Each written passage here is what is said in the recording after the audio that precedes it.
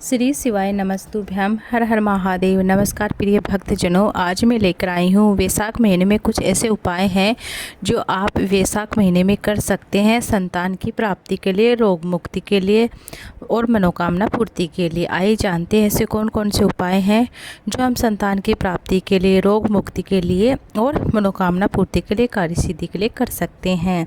जैसे कि पूज्य गुरु जी की कथाओं से लिए गया यह उपाय हैं, उन्हीं के प्रसंग से लिया गया उपाय हैं। जैसे कि शादी के 33 साल हो गए, संतान नहीं है, 25 साल हो गया, संतान नहीं है, 20 साल हो गया, संतान नहीं है। डॉक्टर ने भी कह दिया कि कोई बड़ी बीमारी है या संतान से संबंधित कोई भी प्रॉब्लम बताई हैं, या शरीर में कोई भी बड़ा रोग है, या कोई उसका कोई हल ही नज़र नहीं आ रहा है, तो वैशाख के महीने में गुरुजी ने बताया है कि शिव सप्तमी तीर्थ का एक अनुष्ठान अपने जीवन में ज़रूर करना चाहिए।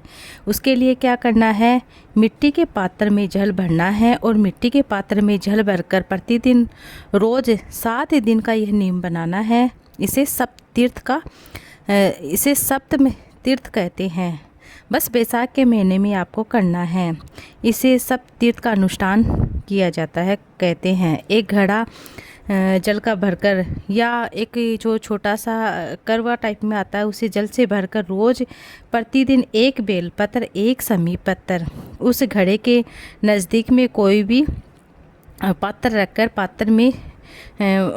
रखकर और जो जल का भरा हुआ घड़ा है, जल का भरा हुआ पात्र है, मिट्टी का जो पात्र है, उसी के पास में आपको क्या करना है, मिट्टी का दीप या कोई भी श्वेत वस्त्र जिसको मतलब धोया गया हो, साफ़ सुथरा हो, बस उससे ढक दीजिए। एक दिन एक शिवालय में एक समी पत्र आपको अशोक सुंदरी वाले स्थान पर चढ़ाना है।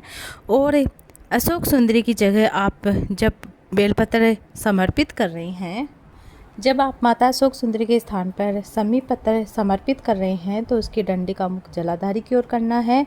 जब शिवलिंग के ऊपर आप बेल पत्र चढ़ा रहे हैं, तो उसकी डंडी का भाग आपको, जहां आप खड़े हैं उस ओर आपको डंडी का भाग करना है। जब आप शिवलिंग पर बेलपत्र चढ़ाते हैं, इस बात का आपको ध्यान रखना। अपनी मन की कामना करते हुए संतान की प्राप्ति के लिए बाबा से निवेदन करें। इस तरह से आपको ये उपाय करना है। और उसके बाद आपको जल एक कटोरी में आपको जल चढ़ाना है। उसके बाद आपको एक कटोरी में जल झेलकर थोड़ा सा जल का भाग वहीं पर नंदी के पास में बैठकर आपको पी लेना, ग्रहण कर लेना है। आधा भाग आप अपने घर ले आइए, उस जल को आप अपने पति को पिलाइए। आधा भाग आपको पीना है, आधा अपने पति को पिलाना है। इस तरह से आपको 7 दिन का यह उपाय करना है वैशाख के महीने में।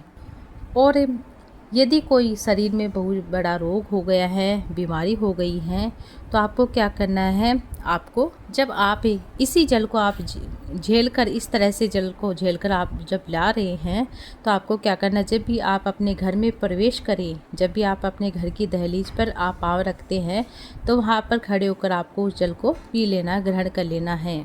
और इस बात को आपको ध्यान रखना है, एक दिन एक शिवालय में, दूसरे दिन दूसरे शिवालय में, तीसरे दिन तीसरे शिवालय में। अगर अपने नगर में, अपने गांव में, अपने क्षेत्र में 7 शंकर के मंदिर नहीं हैं, तो यदि आप अपने गांव में, अपने नगर में 7 शंकर के शिवालय नहीं हैं, तो मिट्टी का शिवलिंग बनाकर भी उस पर चढ़ाकर रोज़ एक शिवालय अलग ही हो, मतलब कहते हैं कि इसके अंदर रोज़ एक शिवालय अलग होना चाहिए। प्रतिदिन आपको ये उपाय करना है। प्रति प्रदोष के दिन जब आप इस सप्तमी तीर्थ का विराम करेंगे, अर्थात यह उपाय आपको क्या करना है, सप्तमी से प्रारंभ करना है। जैसे कि सप्तमी, अष्टमी, नवमी, दशमी, एकादशी, फिर आएगी द्वादशी, फिर प्रदोष के दिन आपको विराम करना है। अर्थात इस वैशाख महीने की जो सप्तमी तिथि है, आज 9 तारीख है, 9 से शुरू करना है। और आपको क्या करना है, आज 9 से शुरू करके आपको 15 अप्रैल तक आपको यह उपाय करना है। अगर आपके नगर में 7 शिवालय नहीं है, तो आप अपने घर में भी पार्थिव शिवलिंग, रोज़ एक शिवलिंग बनाकर, आप अलग अलग शिवलिंग बनाकर कर सकते हैं। इस बात को आपको ध्यान रखना है। और प्रदोष काल में आप जरूर करें। प्रदोष काल का जब समय होता है, जब सूर्य ढल रहा होता है, रात्रि प्रवेश कर रही होती है, और उस जल को आप झेल कर लेकर आए हैं, उस जल को आप प्रदोष काल के समय पी लेती हैं, पंचाक्षर मंत्र, षडाक्षर मंत्र या श्री शिवाय नमस्तु नमः ओम नमः बोल कर प्रदोष काल में उस जल का पान कर लेते हैं। कहते कि बाबा से प्रार्थना करते हुए, निवेदन करते हुए पी लेते हैं तो उसके सभी रोग कष्ट दूर हो जाते हैं। वैशाख के महीने में आप जरूर करके देखिएगा। शिव सप्तमी तीर्थ का एक अनुष्ठान अपने जीवन में जरूर करें। मिट्टी के पात्र में आपको जल भरना है और उस जल को आपको रात्रि भर रखे रहने देना है। उसी के पास में आपको एक बेलपत्र, एक समी पत्र रखकर और उसे कोई भी साफ सुथरे वस्त्र से ढककर आपको शिवालय में जाना है। हर रोज एक एक शिवालय में जाकर उस जल को झेल कर, समी पत्र तो आपको माता शोक सुंदरी के स्थान पर, बेलपत्र को आपको शिवलिंग पर चढ़ाना है और उसके डंडे का भाग आप अपनी ओर करना है। प्रदोष काल के दिन विराम का दिन आपको लेना है। प्रदोष काल के दिन आपको विराम कर देना है। शिव सप्तमी तीर्थ का जो नियम है वह अपने जीवन में धारण जरूर करें। शिव महापुराण की कथा कहती है कि जो भी इस तरह से नियम धारण करके रोग मुक्ति के लिए, संतान प्राप्ति के लिए करता है या उच्च शिक्षा की प्राप्ति के लिए करता है, अपने जीवन की खुशहाली के लिए करता है, शिव का सप्तमी तीर्थ अनुष्ठान अवश्य करना चाहिए वैशाख के महीने में।